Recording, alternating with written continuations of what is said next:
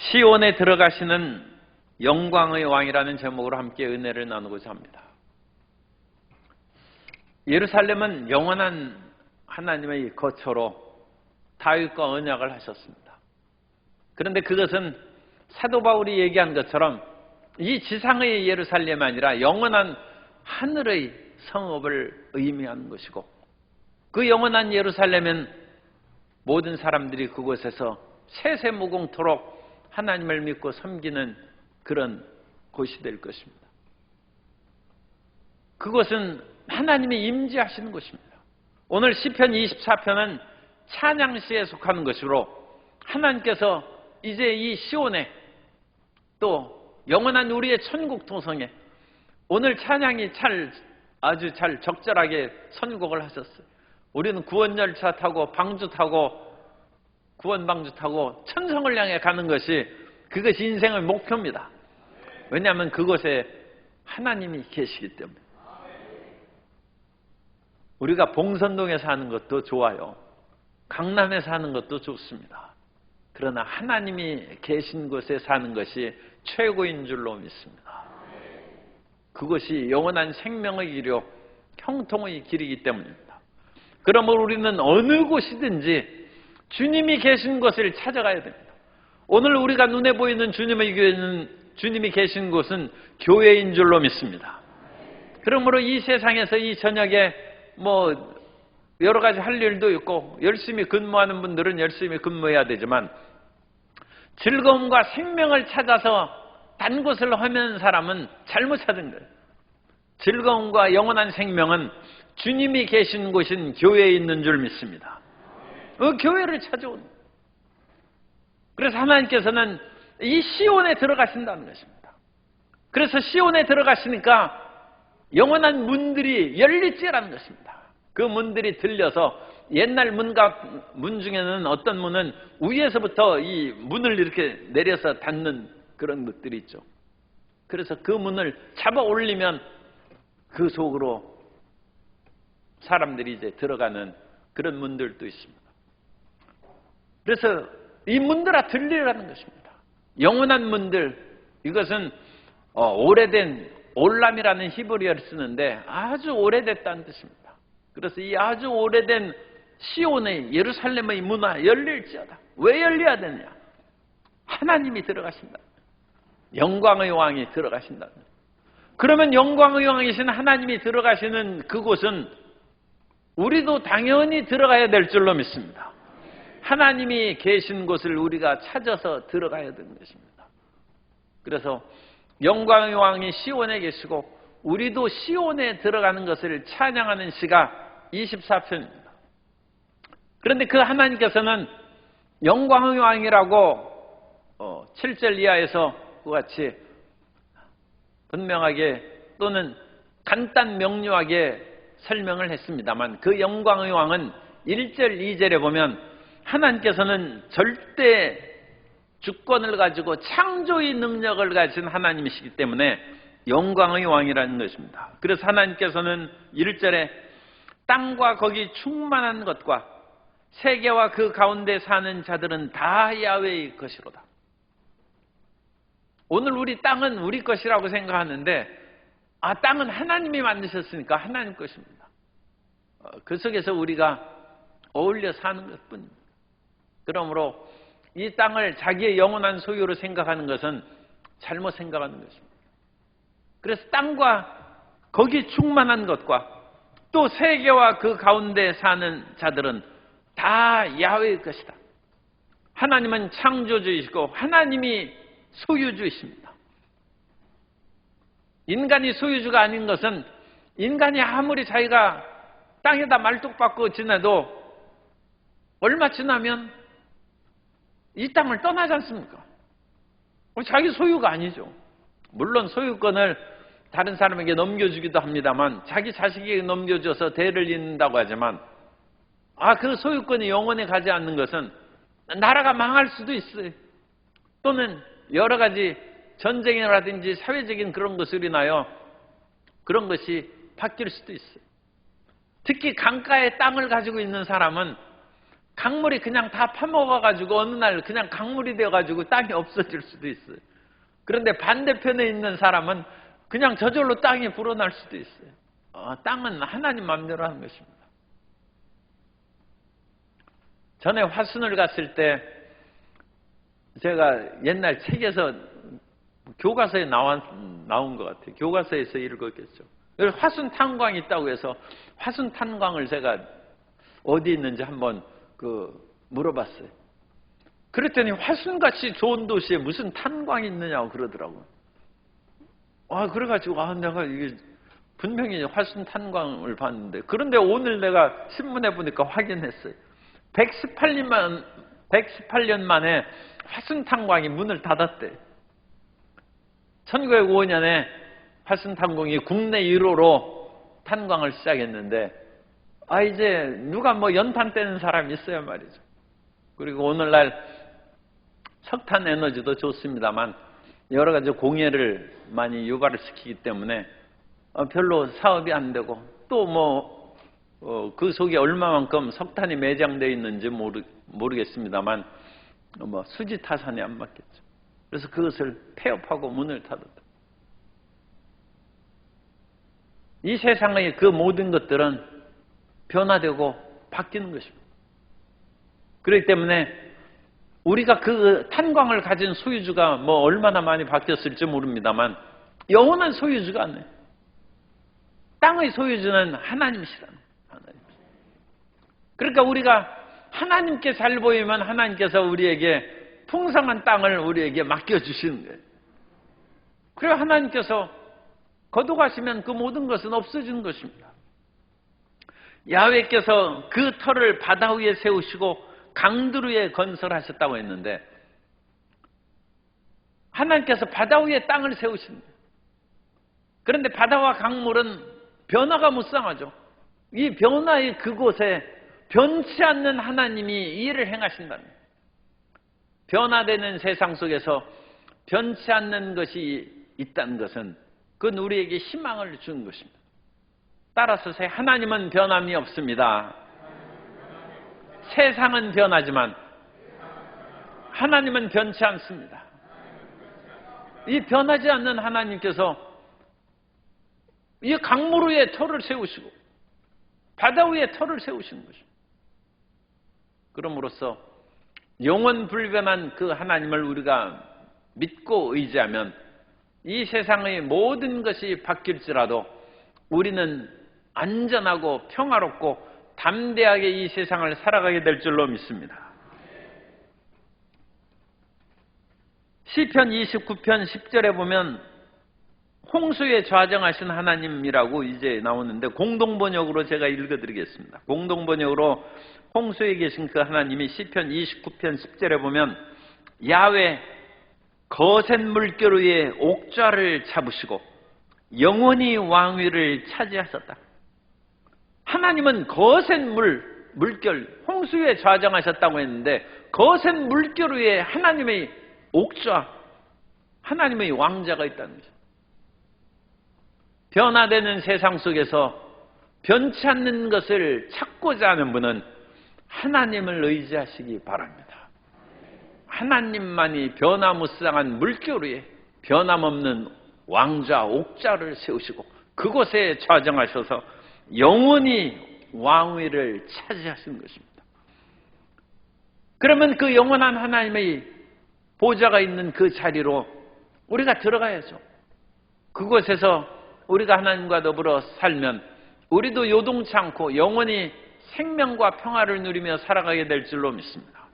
그러므로 3절부터 6절까지는 이제 야훼의 그 자리, 성소 또는 성전, 그 하늘의 보좌라고도 생각해도 됩니다. 그 영원한 천국에 누가 들어갈 수가 있는가? 3절에 야훼의 산에 오를 자 누구며 그의 거룩한 곳에 설 자가 누구냐? 현실적으로는 시온산에 들어갈 자가 누구냐? 그렇게 생각하면 돼요. 지금 예루살렘의 그 지역이 이제 예루살렘의 남쪽에 아래에 있는 산이 시온산이고 그 위쪽에가 성전산입니다.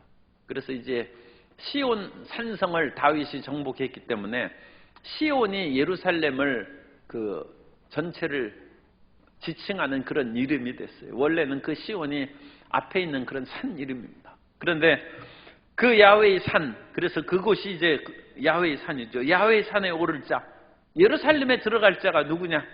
그 거룩한 곳, 그것은 하나님의 성전이죠. 그곳에 성전을 세웠습니까? 그래서 하나님의 성전에 들어갈 자가 누구냐? 당시 살던 다윗의 시대에는 그 하나님의 이름이 있는 거룩한 성전에 누가 들어가느냐? 그것이고, 오늘날 우리 교회 시대에는 누가 천국에 갔느냐? 그 말하고 같습니다. 누가 영원하신 하나님의 계신 천국에 들어가고 하늘나라에 들어가서 세세토록 그리스도 예수와 더불어 같이 살고 통치할 수 있는 그런 축복을 누가 얻을 수 있느냐? 구체적으로 손이 4절에 있습니다. 손이 깨끗하며 마음이 청결하며 뜻을 허탄한 데 두지 아니하며 거짓 맹세하지 아니하는 자로다. 손이라는 것은 행위를 말하죠. 행실과 그 다음에 마음과 뜻, 이것은 우리의 내면을 얘기합니다. 그래서 우리의 언행심사라고 그러죠. 우리의 말과 행동과 마음, 생각이 올바른 사람이 시온산에 들어가는 것이고 그 사람이 천국 간다는 것입니다. 그러므로 이 언행심사에서 우리는 말부터 있지 않는데 거짓 맹세하지 아니하는 자로다. 말이 올바라야죠. 그래서 하나님께서는 우리의 말이 항상 진실되어 다른 사람에게 열매를 주는 말을 하기를 원하십니다. 허탄한 말을 하는 것은 죄를 먹게 하는 거예요. 아예 이 죄를 먹게 하면 되겠어요. 참 열매, 진실된 열매를 먹기. 제가 아침마다 부지런히 우리 교회 무화과를 들여다보는데 무화과를 따먹고 싶어서 그런 것이 아니라 그것을 익는 것을 제가 보기 위함입니다. 그리고 새들하고 제가 경쟁할 데가 없어서 새들하고 경쟁하겠습니다. 왜냐하면 새들은 더 부지런히 해가지고 그걸 먹고 삽니다. 그리고 지금 비도 오고 그러는데 새들이 먹을 것이 없으니까 우리 교회 와서 무화과 먹겠다는데 나는 먹을 것이 쌀도 있고 빵도 있고 밥도 있지 않습니까? 그런데 굳이 새들하고 무화과 따먹기 경쟁할 필요가 없어요. 그런데 새들이 안 익은 것은 안 먹습니다. 진실된 것을 먹는 거예요. 참 열매를 먹는 거예요. 그래서 익을만 하면 새들이 뭘 쌀고 그거 다 따먹는 거예요. 그래서 제가 기다리고 있습니다. 왜냐하면 무화과의 그런 열매는 이 여름 내내 이제 열매를 맺는데 지금 무화과 첫 열매를 먹을 때는 새들이 먹을 것이 없어요. 딴 것이.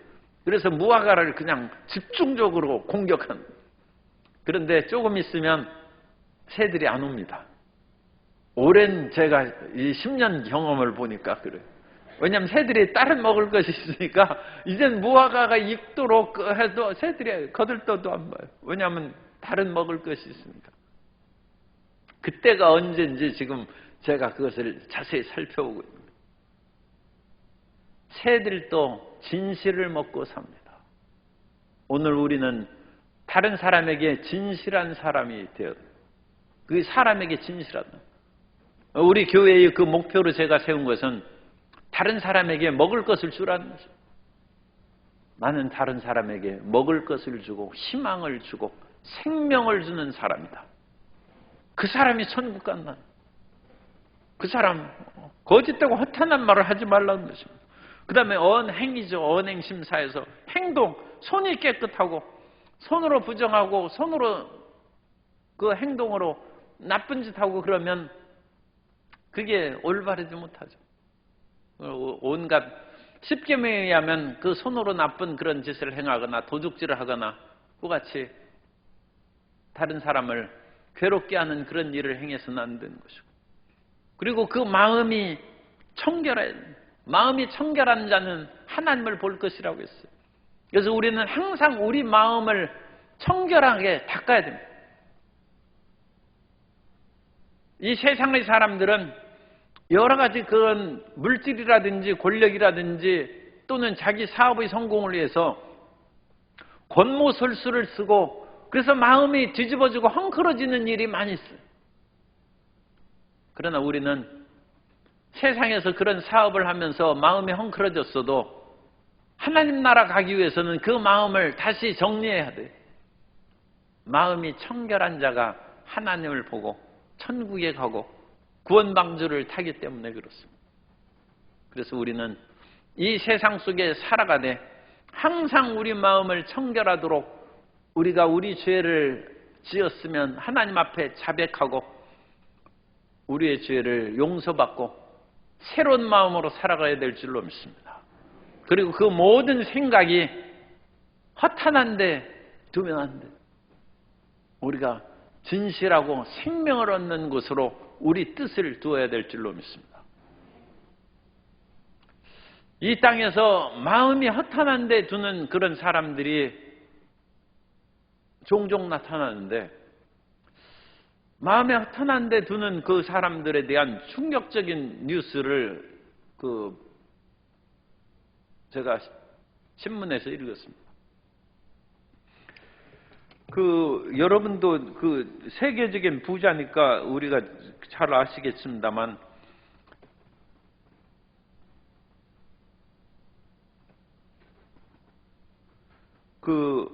미국의 그런 월스트리트 저널에 따르면 테슬라와 스페이스 X의 최고 경영자인 일론 머스크가 향정신성 의약품인 이 케타민을 복용한다. 이것이 어느 정도 심각한 그런 약물인지 또는 마약인지는 제가 잘 모르겠습니다만 어쨌든 여기 보니까 향정신성 의약품이라고 했어요. 환각을 일으킨다. 일론 머스크 같은 테슬라의 그 최고 경영자입니다. 어마어마한 부자입니다. 그런데 그 환각 물질을 하고 또한 우리는 이 사람은 잘 몰라도 구글은 그건 알지 않습니까? 그래서 이 구글이 휴대폰 하면 온갖 그런 연결하는 그것은 구글이 다 그것을 거의 많이 잡고 있는데 이 구글의 공동 창업자인 세르게이 브린이 이것도 그 환각 버섯으로 알려진 실로시빈 이것도 어쨌든 어느 정도 이것이 중독성의 그런 마약인지는 모르겠습니다만 그것을 복용한다고 그렇게 나왔어요. 며칠 전 신문에 그렇게 나왔습니다. 그러면 이 사람들이 왜 이 같은 그런 향정신성 그런 물질에 손을 대느냐? 이걸 먹으면 집중력이 생기고 창의력이 생깁니다. 그리고 사업이 얼마나 이런 최고의 그런 세계의 수준에 있으니까 말할 수 없는 그런 불안과 압박감이 있는 거예요. 이 불안과 압박감이 없어진다. 그래가지고 이게 세계적인 그런 거부들이고 그야말로 지적인 모든 그런 능력이 있었어도 최고 인텔리 수준에 있는 사람이 이런 환각물질을 의존하고 있다는 것이 제가 상당히 충격적이었어요. 그러나 우리의 창의력과 우리의 지혜는 하나님께로부터 오는 줄 믿습니다. 그럼 하나님을 의지하지 않나요?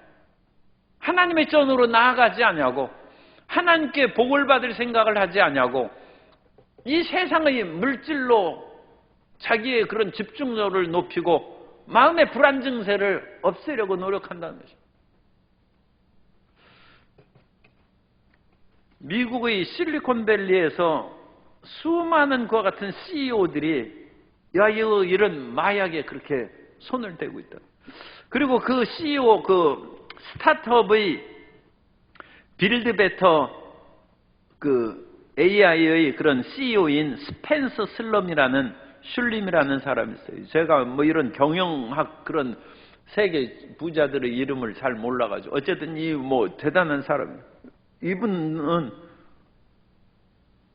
자기가 벤처 그런 기업을 수행하고 이런 투자자를 만날 때 그런 투자자들이 일반적인 탁월한 사람은 시시하게 본다는 거예요. 자기들이 생각하지 못한 탁월한 그런 것을 가진 특별한 사람을 원하는데, 이러한 특별한 그런 인물이 되어서 이 회사를 경영하기 위해서 3달에 한 번씩 LSD를 복용한다. 이것도 마약 일종이라고 알고 있습니다. LSD를 복용한다. 이 세계적인 이런 CEO 경영자가 그것을 먹고, 그러니까 놀라운 아이디어를 해가지고 투자자들을 감동시키고 설득시키고 투자하고 회사를 이끌어. 이 미국 이거 큰일 난 문제.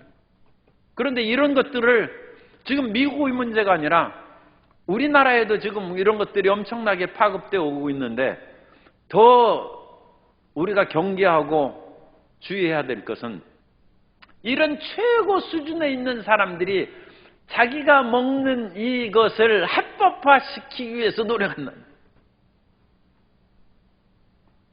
이게 무서운 것이죠. 그러면 자기들은 돈도 많고 그러니까 어느 정도 그것을 치료를 받고 뭐 하면서 어떻게 할지 몰라요. 그런데 그것을 합법화시키면 그런 돈과 능력이 없는 사람은 그냥 괴로우면 합법화된 그런 마약에 접근함으로 말미암아 온 사람의 심령이 파멸돼요. 지금도 이미 뉴욕이라든지 몇몇 그런 마약이 허용된 도시에서는 좀비처럼 다니는 사람들이 대낮에도 길거리를 방황하고 있는 것이 여러 번 보도되고 있습니다.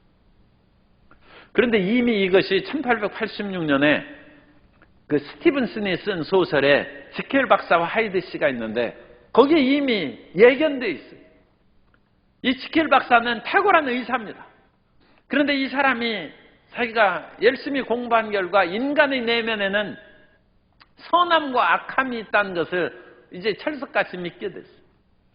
그래가지고 자기는 지켈 박사로서 선한 의사 생활을 하면서도 내면에 그런 어떤 악에 대한 충동 또는 온갖 세상의 정욕에 대한 그런 마음이 있는 것을 깨닫고 이 선과 악을 분리하는 그 약을 제조한 열심히 연구해가지고 만들었어요. 그래가지고 그 약을 먹으면 지켈 박사는 사라져버리고 아주 추악한 하이드 씨로 변합니다.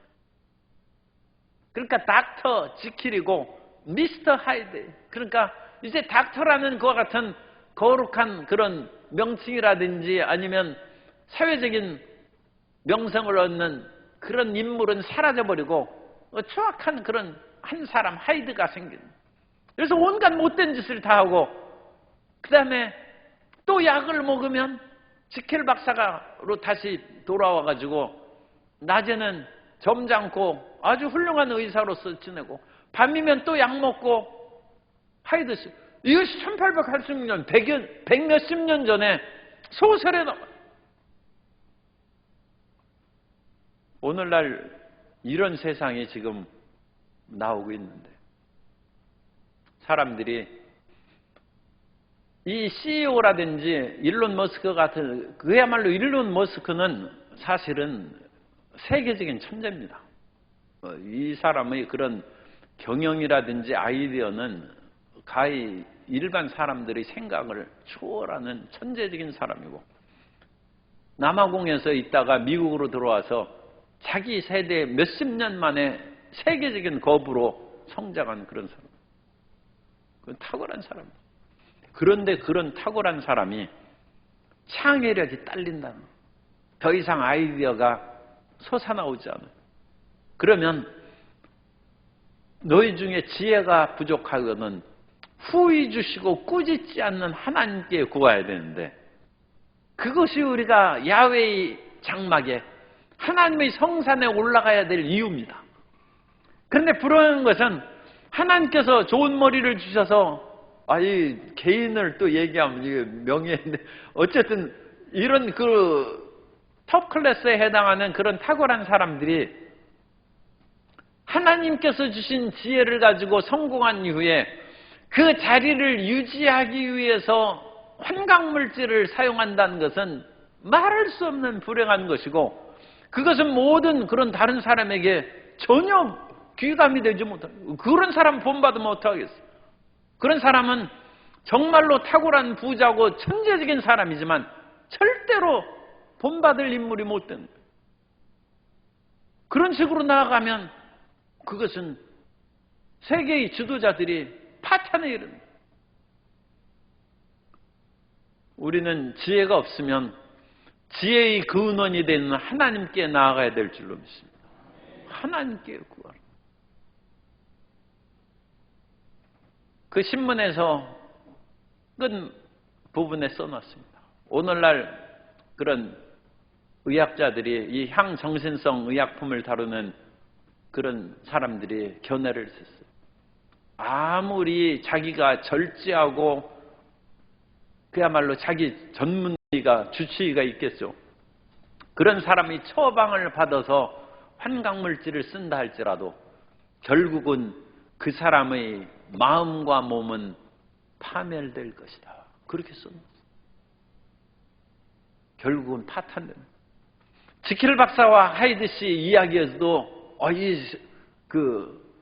스티븐슨이 이게 천재예요. 거기에서도 결국은 약을 먹다가 하이드 씨가 더 우세해지는 거예요. 그래서 자기 마음에 악함이 우세돼서 선한 지킬 박사로 돌아오기가 무척 힘들어. 그래가지고 마지막 지킬 박사가 최후의 선한 그것을 끌어들여서 이런 식으로 내가 파멸에 이른다는, 그리고 다시 그런 길로 말하자면 사람들은 빠져서는 안 된다는 것을 글을 쓰고 죽는 거예요. 결국 지킬 박사는 자기의 선함을 마지막까지 지키고 이제 죽는 식으로 그것을 썼는데, 그것은 괴테의 파우스트나 비슷하고 옛날에 그런 그 선함에 대한 그런 의지가 강하게 나온 그런 글입니다. 파우스트가 세상의 유혹을 받아가지고 젊은 처녀를 유혹하고 온갖 못된 짓을 하다가 결국은 마귀가 그 영혼을 뺏어가려고 할 때 회개하고 하늘나라로 가는 식으로 결말을 맺었는데, 그건 그야말로 고전적인 선의 승리입니다. 오늘날에는 그렇지 않고 정말 지옥 갈 수도 있어요. 정말 하이드 씨로 인생이 끝날 수 있어요. 환각이나 약물로 파멸에 이를 수 있어요. 결코 자기의 명예를 위해서, 권력을 위해서, 돈을 위해서 자기의 영혼을, 거룩하고 순수한 영혼을 헛된 데 팔거나 그런 독에 빠지는 일이 절대로 없어야 될 줄로 믿습니다. 예전에는 그런 대마초 사건이 우리나라에 있어가지고 가수들이 그렇게 대마초를 피우면 또 비상한 영감이 솟아가지고 작곡을 해서 희한한 노래를 할 수 있다. 그러니까 가수 조영남 씨가 그런 얘기를 했어요. 술 한 잔 먹고 노래하면 훨씬 잘할 수 있다는 거예요. 그런데 5년, 10년 가면 폐인이 된다. 그걸 자기가 알기 때문에 절대 자기는 술 안 먹는다. 그런데 술보다 더한 이런 환각물질, 제가 마약이라는 것이 용어가 좋지 않아서 그렇게 그냥 환각물질이라고 얘기합니다. 그런 거에 빠지면 몸과 마음이 파멸되는 거예요. 그런데 파멸되는 것에 그치는 것이 아니라 하늘나라에 못 갈 수 있어요. 영원한 하늘나라에 못 간다는 거죠.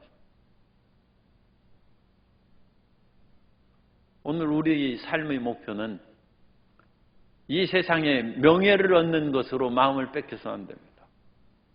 이 세상의 돈을 버는 것으로 마음을 뺏겨서는 안 되고, 권력을 얻는 것으로 인하여 영혼을 파는 일이 있어서는 안 됩니다. 명예의 전당에 이름이 써지는 것이 얼마나 좋고 명예스럽습니까? 우리나라의 미국 골프 전당에 박세리 씨가, 박세리 골프 선수가 한국인 최초로 명예의 전당에 이름이 써졌어요. 세계적인 그와 같은 기업가고 우주 그런 여행에 대한 그야말로 남이 생각할 수 없는 창의적인 꿈을 갖고 화성에 인류의 기지를 만들고 하는 일론 머스크가 자기의 그런 창의력이 고갈되고 또 그 창의력이 많은 것들이 어떤 그런 환광물질에 의지해 와서 그런 것을 생각했을지도 몰라요. 그거 빨리 돌이켜야 돼요. 하나님이 지혜의 근원이십니다. 우리 모든 사람은 하나님께서 주신 지혜로 우리의 일상생활을 해야 되고 하나님이 주시는 지혜와 명철로 사업을 운영해야 되고 하나님을 경외함으로 말미암아 갈등의 이 나라 정치와 모든 사회 구조를 개선시켜 나아가도록 힘을 써야 될 줄로 믿습니다. 하나님 외에 세상의 이와 같이 잘못된 물질이나 흑암의 세력에 의지하고 파우스트처럼 마귀의 자기 영혼을 팔아서 그런 새로운 길을 모색하려는 유혹을 우리가 떨쳐버리고 끊어야 돼요. 우리에게 영원한 승리는 영광의 하나님의 보좌로 나아가는 길인 줄 믿습니다. 그 길로 나아가고 우리가 하나님의 전에 오르면 그곳에서 하나님이 우리에게 말씀을 주십니다. 이사야 2장 3절에 보면 많은 백성이 가며 이르기를 오라 우리가 야훼의 산에 오르며 야곱의 하나님 전에 이르자 그가 그의 길을 우리에게 가르치실 것이라 우리가 그 길로 행하리라 하리니 이는 율법이 시온에서부터 나올 것이요 야훼의 말씀이 예루살렘에서부터 나올 것임이니라. 율법이 시온에서 나온다는 그 율법은 율법주의를 말하는 것이 아니라 하나님 말씀입니다. 그 뒤에 그렇게 했죠. 율법이 시온에서부터 나올 것이요 야훼의 말씀이 예루살렘에서부터 나올 것임이니라. 하나님의 말씀이 우리의 지혜입니다. 하나님의 말씀이 우리에게 빛을 던져주는 것입니다. 오늘 우리가 하나님의 말씀대로 행하면 머리 되고 위에만 있고 아래로 내려가지 않을 줄 믿습니다. 세상의 어떤 것으로도 이와 같이 장구적이고 영원한 생명의 길로 나아갈 수 있는 것이 없습니다. 그러나 우리가 하나님의 말씀으로 쫓아 나아가면 그 사람은 주님께서 세워주실 것이고 머리가 되게 하실 것이고 새로운 지극히 작은 것으로부터 위대한 역사를 이루어낼 줄로 믿습니다.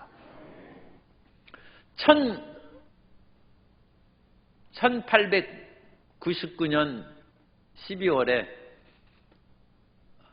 미국에서 파람이라는 목사님이 그 몇 년 전에 자기가 하나님의 은혜로 치료를 받았어요. 그래가지고 기적적으로 병에서 고침을 받은 후에 베델 그 토페카에 베델 치유학교를 만들었어요. 그래서 거기에 오는 분들에게 성령의 능력으로 말미암은 치유 프로그램을 전개하고 공부를 그렇게 하나님의 은혜를 받도록 하다가 공부하기를 원한 사람을 위해서 베델 신학교를 세웠습니다. 그래가지고 그 베델 신학교를 다니는 그 학생들에게 어느 날 문제를 내줬어요. 그 문제는 예수님을 믿고 성령의 충만함을 받으면 어떤 현상이 일어나는지 성경을 통해서 대답을 찾아오라고 했어요. 그러자 성령 충만함을 받은 것이 이제 그것은 신약에서 그와 같이 나오니까 그 학생들이 사도행전을 읽으면서 그 사도행전에서 성령의 충만함을 받으면 방언을 말한다는 것을 찾아내서 모든 학생들이 대답이 과제물의 해답이 성령 충만함을 받으면 방언을 말한다는 것으로 해답을 가지고 과제물을 냈어요. 그러자 그 파람 목사님이 그 학생들과 더불어 우리가 성경에서 그 대답을 찾았은즉 그 대답을 찾은 것으로 우리가 끝내면 안 된다. 이거 공부하는 것이니까 이 대답을 냈으면 그것은 점수 받고 끝나는 것이지만 우리는 신앙인이고 믿는 사람이니까 우리가 이 하나님의 말씀대로 기도하고 성령의 충만함을 받자. 그래가지고 그때부터 학생들과 더불어 기도를 시작했어요.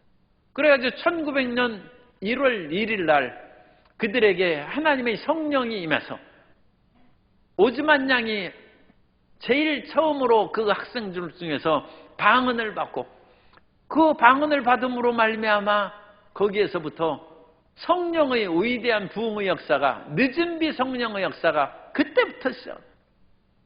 그래서 그 한 사람이 방언을 받고 파란 목사 한 분이 그와 같이 하나님의 말씀대로 우리가 살아가자고 해서 시작한 그 운동이 한 사람 방언을 받음으로 시작해서 이제 너도 나도 방언을 받고 그와 같은 역사가 이루어지자 시므온 목사님이 그곳에 참여하여 방언을 받고 1906년에는 그곳에 참여했던 간호사인 메릴 씨, 럼씨 간호사가 그곳에서 1906년에 방언을 받고 그래서 이 방언의 운동이 이제 미국 전역으로 퍼져갔는데 특별히 LA를 중심으로 로스앤젤레스를 중심으로 해서 성령의 역사가 요원의 불길처럼 일어났어요.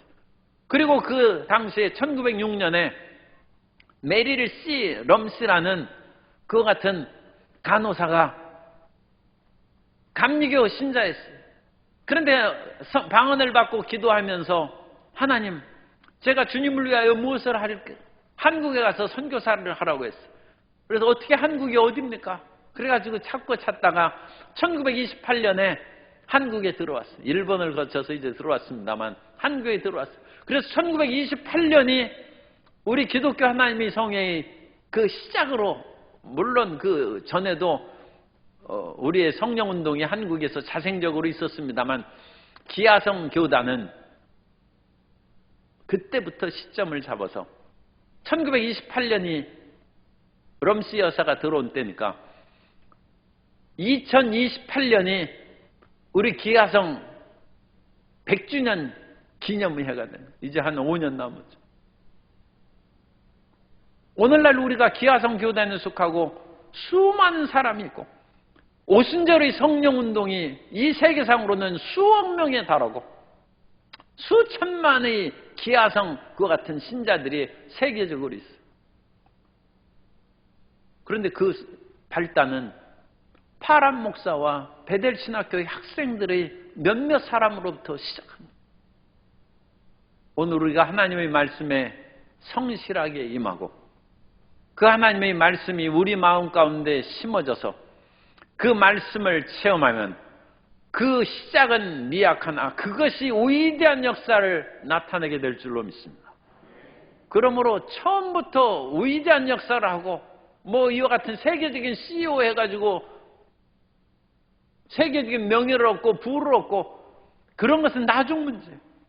그런 것으로 인하여 결코 유혹받아서 헛된 그런 환각물질이나 거짓된 것에 마음을 결코 뺏겨서는 안 되고 우리는 하나님의 말씀을 굳게 붙잡고 그 말씀 앞에 진실하고 간절하게 부르짖고 기도하여 영광의 왕이 들어간 그 성전으로 영광의 왕이 계시는 하나님의 말씀으로 전진해 나아가서 하나님의 영광의 역사를 우리 자신과 온 가족과 이웃과 사회에 퍼뜨려 나가는 하나님의 백성들이 되시기를 주님 이름으로 축복합니다.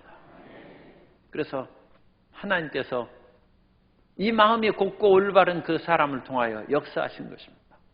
그리고 그 영광의 왕이 7절부터 10절까지는 이제 시온에 들어가시다는, 시온에 영광의 왕이 들어가니까 문들아 문을 열고 그 영광의 왕이 들어가시고 그 영광의 왕은 다시 전쟁에 능하신 왕이요 강한 능력의 왕이심을 이와 같이 선포하고 있습니다만 그 강하고 능력의 왕은 창조의 하나님이시고 영원한 세계를 다스리시는 하나님이십니다. 그 하나님을 붙잡아야 우리가 사는 것입니다. 이 세상의 어떤 것을 붙잡아서 우리가 살 수 있는 것이 아니라 영원한 생명은 이 창조주 하나님, 영원한 왕을 붙잡을 때 우리가 살아가는 것입니다. 그 영원한 하나님을 붙잡는 것은 그 하나님께로부터 나오는 말씀을 붙잡는 것이고 하나님의 말씀을 붙잡아서 언행심사 이것을 기억하여 말이 진실되이 허탄한 것을 행하지 아니하고 손이 올바르게 행해야 되고 마음이 청결해야 되고 뜻이 생각이 허탄하지 않고 그것이 바르게 될 때 하나님께서는 우리 성도님을 통하여 위대한 역사를 나타내 줄 줄로 믿습니다. 오늘 우리에게 이 위대한 기회가 있습니다. 그 기회를 향하여 내가 시작하는 것이 지극히 작을지라도 조금도 두려워하지 말고 한 사람을 통하여 위대한 역사를 시작하시는 하나님이십니다. 우리 이 정도만 하면 우리는 이 세계를 뒤집어 엎을 수 있는 기적을 만들 수 있습니다. 하나님 앞에 정직하고 사람 앞에 진실해서 말씀과 성령이 충만함으로 이 위대한 역사를 이뤄가는 우리 모든 성도님들이요, 우리 교회가 될 수 있기를 주님 이름으로 축복하고 소망합니다.